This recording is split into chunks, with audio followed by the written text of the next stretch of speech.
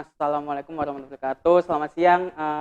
Di sini saya sebagai host Siwas TV akan bincang santai dengan Mas siapa namanya? Perkenalkan saya Wafiuddin Abrori Muguni, saya dari Fakultas Ilmu Sosial Ilmu Politik Universitas Brawijaya. Oke, Mas Wafi. Mungkin untuk kedepannya kita bincang santai aja ya, Mas ya. Jadi pertama-tama, Mas Wafi ini sebagai mahasiswa magang dari UB. Jadi di sini ini kan di Bawaslu, Mas Wafi kegiatannya ngapain aja, Mas? Ditugaskan sebagai apa gitu? Ya. Untuk tugas saya sendiri, kebetulan saya ditugaskan di divisi H2DI Hukum Data Informasi. Nah di situ kita berusaha untuk membuat sebuah konten-konten edukasi tentang politik ataupun edukasi tentang pengawasan itu sendiri di TikTok khususnya. Yang karena di TikTok juga kita melihat bagaimana pasar ataupun pengguna ataupun user-user di TikTok itu sangat membludak akhir-akhir ini, dan juga sepertinya itu langkah ataupun media yang strategis untuk kita sosialisasikan bagaimana masyarakat itu harus tahu tahapan-tahapan pemilu, masyarakat itu harus paham mana yang bisa membedakan antara pelanggaran, mana yang tidak. Masyarakat juga harus bisa membedakan, harus nantinya harapannya seperti itu sih. Oke. Kalau boleh saya tahu ya, Mas ya, konten-konten yang di TikTok ini mencakup apa aja sih, Mas? Konten-konten di TikTok yang selama ini kita buat atau kita hasilkan itu yang pertama lebih condong kepada pengenalan. Pertama itu pengenalan kepada Bawaslu sendiri, apa itu Bawaslu, tugas fungsi dan juga wewenangnya apa.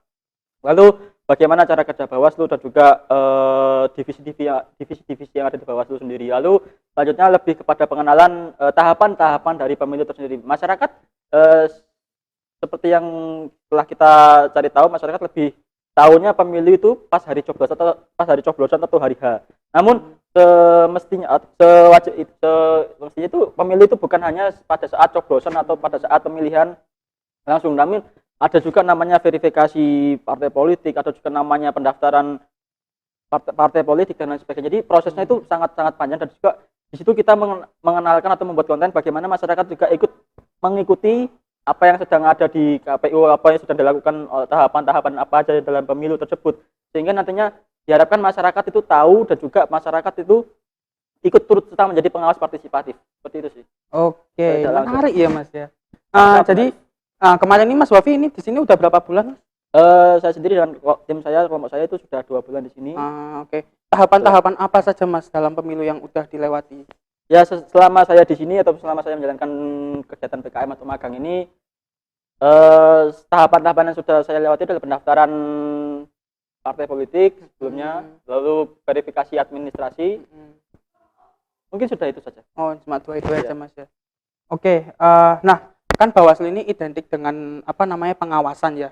Menurut Mas Wafi ini sendiri, pengawasan yang baik itu kayak gimana sih, Mas? Menurut saya sendiri, pendek pemahaman dan juga sependek pandangan saya, pengawasan yang baik itu ketika semua elemen itu bersinergi menjadi satu atau bersinergi bersama untuk bagaimana kita itu bisa mengawasi, kita itu bisa memberikan suatu saling mengawasi satu sama lain, sehingga nantinya diharapkan outputnya atau luarannya tercipta bagaimana pemilu yang demokratis, luber dan juga jurdil. Nantinya nantinya masyarakat juga meningkatkan kepercayaan masyarakat terhadap pemerintah dan juga penyelenggara pemilu tersebut. Oke. Nah, dari yang saya dengar tadi ya, Mas Wafi bekerjanya di divisi H2DI, di mana kayak buat konten TikTok dan yang lain-lain. Nah, apa sih yang menarik, Mas, dari situ? Jadi kayak Mas kan buat TikTok dan harus mengetahui kayak esensinya itu. Kalau boleh tahu esensinya dari kayak pengawasan itu apa, itu gimana, Mas?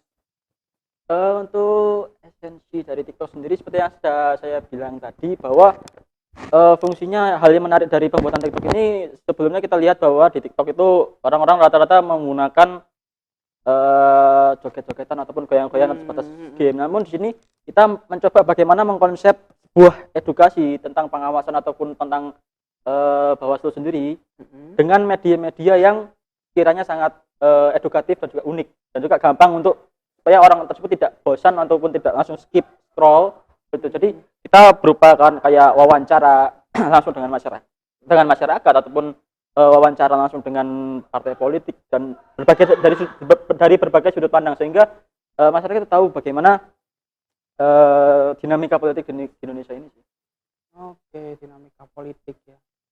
Terus menurut Mas Wafi sendiri tentang kayak konten-konten yang sudah dibuat, itu efektivitasnya kepada masyarakat itu bagaimana menurut Mas Wafi sendiri?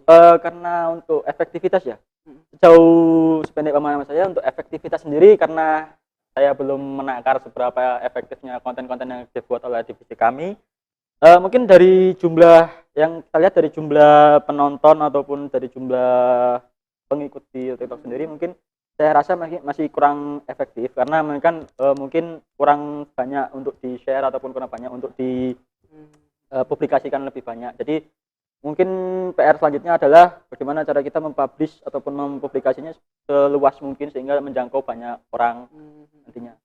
Itu sih. Nah, dari Mas Wafi sendiri ada inovasi nggak kira-kira kayak misalnya kalau mau pindah ke YouTube atau selain open platform selain TikTok itu gimana?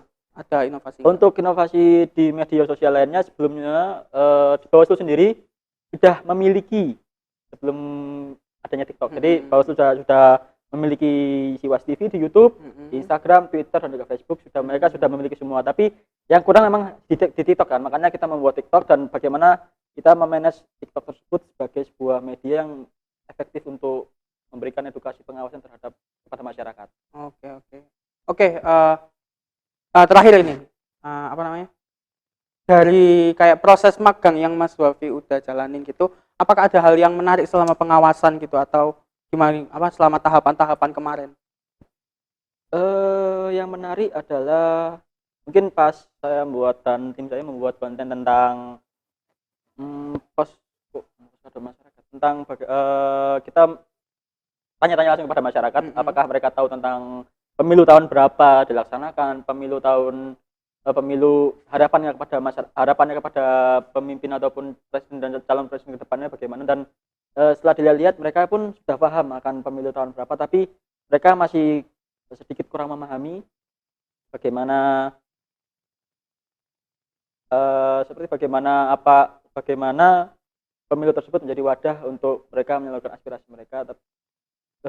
Mereka memandangnya lebih kepada harapan-harapan yang bagaimana ya, muluk-muluk mungkin tanda kutip.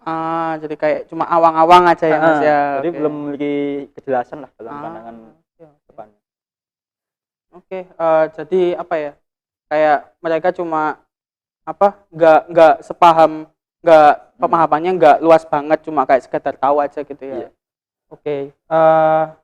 Oke, sepertinya cuma itu saja dari kami. Saya Tegar sebagai host Siwas TV undur diri. Terima kasih. Wassalamualaikum warahmatullahi wabarakatuh.